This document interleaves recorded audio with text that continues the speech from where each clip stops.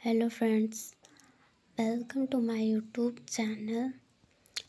आज हम डिस्कस करने वाले हैं एनसीईआरटी हिस्ट्री क्लास 6 का चैप्टर 1 जिसका नाम है क्या, कब और कैसे। तो चलिए शुरू करते हैं। आज से लाखों अरबों वर्ष पूर्व घटित घटनाओं को हम कैसे जान सकते हैं। अतीत का अध्ययन करके हम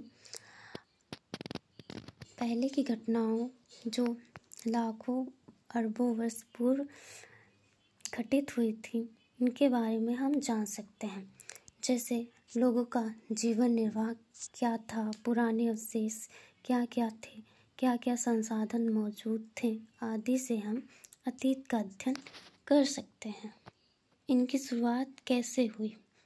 आरंभिक नगरों का विकास लगभग 4700 वर्ष पूर्व सिंधु नदी घाटी तथा 2500 वर्ष पूर्व गंगा नदी घाटी किनारे इन नगरों का विकास हुआ। लगभग 8000 वर्ष पूर्व कृषि का आरंभ हुआ। देश इंडिया शब्द इंडस से निकला है जिसे संस्कृत में सिंधु कहते हैं। भारत उत्तर पश्चिम में रहने वाले लोगों के एक समूह के लिए किया जाता था। इस समूह का उल्लेख ऋग्वेद में मिलता है। इतिहास या अतीत को कैसे जाना जाए, इसके साधन एक पुरातत्व तथा एक है साहित्यिक स्रोत। पुरातत्व अभिलेख, सिक्के, स्मारक, चित्रकला, पांडुलिपि आदि से हम इतिहास को जान सकते हैं।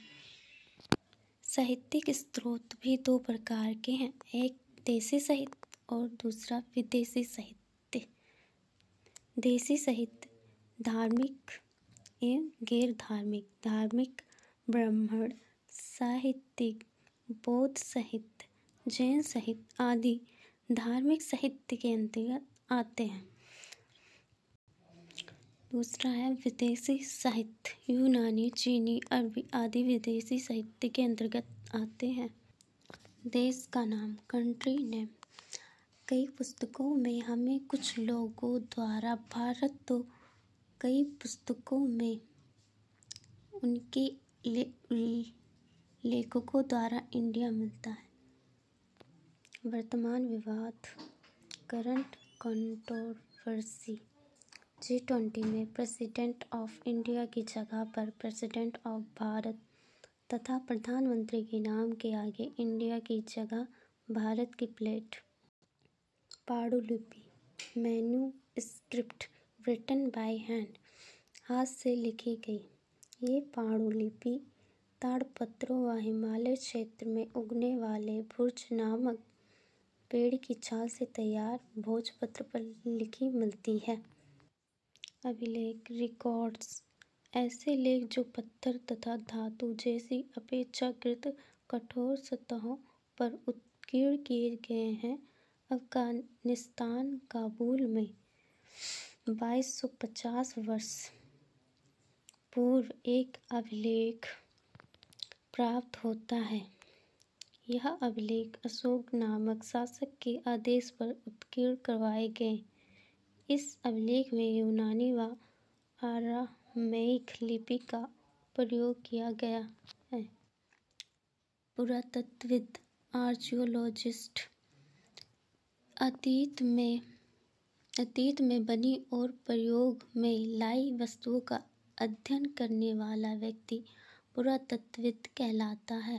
पुरातत्वविद पत्थर, चित्र तथा मूर्तियों का अध्ययन करते हैं। ये जानवरों, चिड़ियों तथा मछलियों की हड्डियां भी ढूंढते हैं।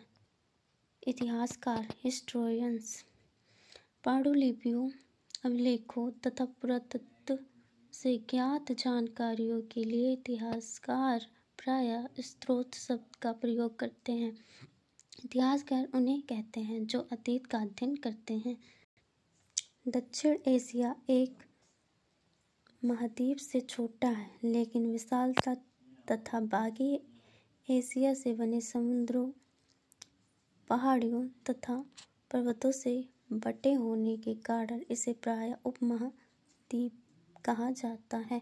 सबसे पहले चावल विंध्य प्रदेश के उत्तर में उपजाया गया। 8000 वर्ष पूर्व सबसे पहले गेहूं तथा जौ फसलें को उपजाना शुरू किया। भेड़, बकरी, गाय, बैल जैसे पशुओं को पालतू बनाया गया।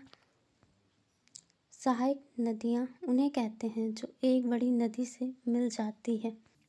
लिखने के लिए एक लिपि का प्रयोग होता है। लिपि अक्षरों तथा संकेतों से बनी होती है। बोलने तथा पढ़ने के लिए भाषा का प्रयोग करते हैं। तिथियाँ, डेट्स, वर्ष की गणना ईसाई धर्म प्रवर्तक ईसा मसीहा के जन्म की तिथि से की जाती है। हमारा ग्रेगोरियन कैलेंडर AD पर आधारित है। इन तिथियों का निर्धारण ईसा का जन्म से किया जाता है। ईसा से पूर्व की तिथियों को ईसवी पूर्व कहा जाता है तथा ईसा के जन्म के बाद की तिथियों को ईसवी कहा जाता है। इसे इंग्लिश में बिफोर क्राइस्ट तथा बिफोर कॉमन एरा भी कहते हैं तथा ईसा के जन्म के बाद की तिथियों को AD एनो डोमिनी कहते हैं तथा कॉमन एरा भी कहते हैं। मिस्र में एक ही लेख कई भाषा और लिपि में मिलने हैं। इसमें राजा और रानियों के नाम एक छोटे से फ्रेम में हैं जिन्हें कारतूस कहा जाता है।